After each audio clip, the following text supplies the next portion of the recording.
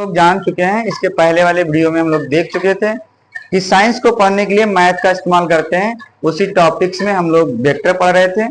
Vector का हम लोग जाने थे कि डॉट प्रोडक्ट क्या होता है। आज बारी है क्रॉस प्रोडक्ट के बारे में। ठीक, क्रॉस प्रोडक्ट क्या होता है, इसका साइंस में बहुत बड़ा इस्तेमाल होता है। ठीक है, क्रॉस प्रोडक्ट में जैसे हमारे पास ए कोई है, क्रॉस बी है। ठीक है, इन दोनों को हम क्या देखेंगे, ये ए बी साइन थीटा होता है। ठीक है, देखते हैं जैसे हमारे पास में कोई ये है वेक्टर ए, ये क्या है वेक्टर बी, तो इनका क्रॉस क्या हो जाएगा, ये सी वेक्टर होगा और 90 डिग्री पे होगा। जैसा कि हम लोग देखते हैं ये वेक्टर ए है, ये वेक्टर बी है, या हम इसको बी वेक्टर मानते हैं, और हमारे पास में जो थर्ड होगा वो वेक्टर सी ये हो जाएगा। इन दोनों को क्रॉस जो है 90 डिग्री पे ये वाला वेक्टर होगा।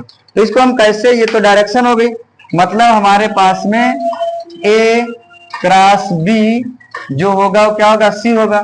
ए और बी के परपेंडिकुलर, मतलब ए के परपेंडिकुलर बी है और ए और बी के परपेंडिकुलर ये सी हो गया। इसका डायरेक्शन ये होगा। तो डायरेक्शन निकालना हम लोग जान गए। अब हम जानते हैं इसको सॉल्व कैसे करेंगे। ठीक है, देखिए आगे हम बढ़ा लेते हैं। देखिए अगर एंगल निकालना होगा तो हम क्या करेंगे, देखो साइन थीटा इक्वल टू क्या हो जाएगा, ए क्रॉस बी और डिवाइड बाई क्या हो जाएगा, ए बी हो जाएगा।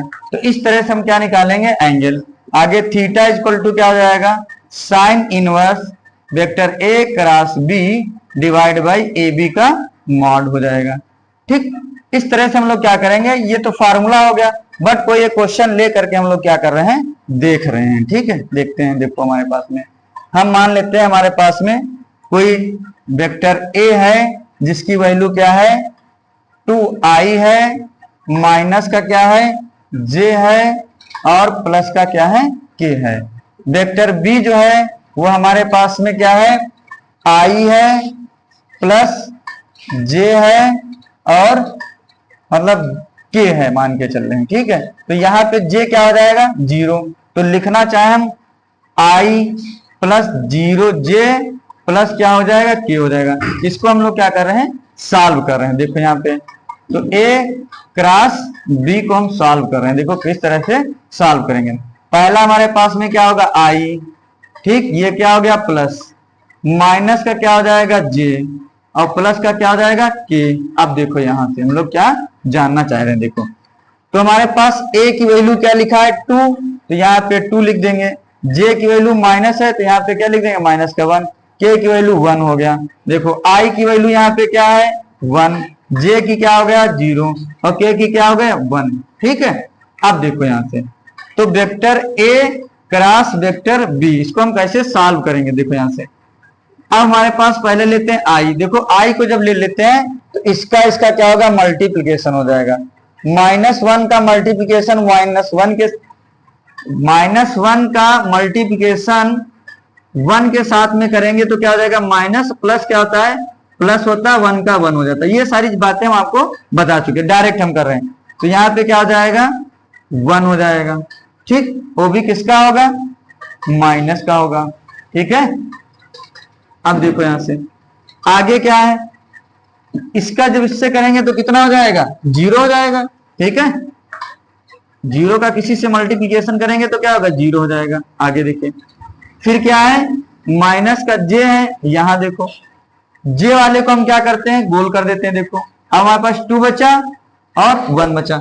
2 का 1 के साथ मल्टीप्लीकेशन करेंगे तो 2 1 जा 2। अब देखो 1 का 1 से करेंगे, साथ में माइनस लगाएंगे तो माइनस का क्या हो जाएगा 1 हो जाएगा। ठीक है, अब देखिए प्लस हमारे पास क्या हो गया प्लस। अब देखो यहां से इसको हम क्या करते हैं, सॉर्ट आउट। 0 का 2 के साथ मल्टीप्लाई करेंगे तो क्या हो जाएगा 0 और इसका इसके साथ माइनस और प्लस साथ में क्या है माइनस। देखो यहां से तो ये क्या हो जाएगा, देखो माइनस का 1 और साथ में क्या हो जाएगा i। यहां देखिए माइनस का i, ये माइनस का क्या हो जाएगा 2, क्या हो जाएगा j। यहां देखो माइनस माइनस प्लस का क्या हो जाएगा k। तो ये हमारे पास में आ जाएगी वैल्यू a क्रॉस b की। ठीक, तो इस तरह से हमें क्या करना है, आपको ये पता करना है कि a क्रॉस b क्या होगा और b क्रॉस c। ठीक है, तो इस तरह से हम सारी वैल्यू को निकाल लेते हैं। एक हमारे पास में इसी तरह से लॉमी थ्योरम आती है जिसको हमको क्या करना है, पढ़ना है। क्योंकि ये भी साइंस में क्या होता है, बहुत जरूरी होता है, क्योंकि इस लामी थ्योरम से ही हम लोग क्या करते हैं, आगे वैल्यू वगैरह फिजिक्स में निकालते हैं। ठीक, इन सभी चीजों को पढ़ने के लिए हमारे पास में बहुत जरूरी है कि वेक्टर को आना चाहिए। वेक्टर नहीं आएगा तो हम लोग क्या करेंगे, क्वेश्चन को सॉल्व नहीं कर पाएंगे। देखिए लामी थ्योरम क्या कहती है, देखो लामी थ्योरम ये कहती है कि यदि हमारे पास बहुत सारे फोर्स, मतलब अगर किसी एंगल पे फोर्स लगे हुए हैं तो उनको हम क्या करेंगे, रिजॉल्व करेंगे। देखो, और मान के चलिए हमारे पास में ये कोई पी पॉइंट है, ये इस तरह से लगा हुआ है, यहां मान लेते हैं, यहाँ पे देखो ये पॉइंट क्या है, पी है। तो ये हमारे पास एक्स है, ठीक है, यहाँ पे क्या है, ये पी है, ये क्यू है, ये क्या है, आर है। ठीक, ये आपस में किसी पॉइंट पे हमको क्या करना है, निकालना है। ठीक है, देखो यहाँ पे मान के चलिए निकालना है फोर्स। तो जो P है वो किसी पॉइंट से कितना बना रही है, अल्फा कोण। ठीक है, जैसे मान के चलिए यहाँ पे क्या बनाया जा रहा है, ये अल्फा हो गया। ठीक, दूसरा क्या हमारे पास में है, ये गामा हो गया, ये क्या है, बीटा। मतलब देखिए P R के बीच में अल्फा है, मतलब Q P के बीच में गामा है, और P R के बीच बीटा है। Q R के बीच अल्फा है, Q P के बीच गामा है, P R के बीच बीटा। ये हमारे पास में क्या हो गया, एंगल हो गए, और ये क्या हो गए, फोर्स। अब देखिए हमें कैसे निकालना, देखो निकालने का तरीका क्या होता है, देखो यहां से P अपॉन, देखो ये P फोर्स है, इसके सामने क्या अल्फा है, तो यहां पे क्या लग जाएगा, साइन अल्फा। आगे देखिए, अगर जो हम बात करेंगे Q, यहां से देखो फोर्स क्या है, Q, ये फोर्स Q अपॉन एंगल कितना है, बीटा, इसके सामने क्या है, बीटा, तो ये क्या हो जाएगा, साइन बीटा। आगे देखिए हमारे पास में ये P हो गया, Q हो गया, क्या बचा, R, तो R के सामने कितना है एंगल, यहाँ पे गामा है, तो ये क्या हो जाएगा, साइन गामा। तो इस तरह से इस थ्योरम को हम लोग क्या करते हैं, पढ़ते हैं। इसका नाम क्या है, लामी थ्योरम। ठीक है, इसका नाम क्या है, लामी थ्योरम। ठीक, इस तरह से हमको क्या करना है, ये सारी चीजें पढ़नी है साइंस में। तो अब हम लोग पढ़ चुके हैं, वेक्टर का डॉट प्रोडक्ट पढ़ चुके हैं, वेक्टर पढ़ चुके हैं, स्केलर पढ़ चुके हैं, ठीक है, और हम लोग क्रॉस प्रोडक्ट पढ़ चुके हैं।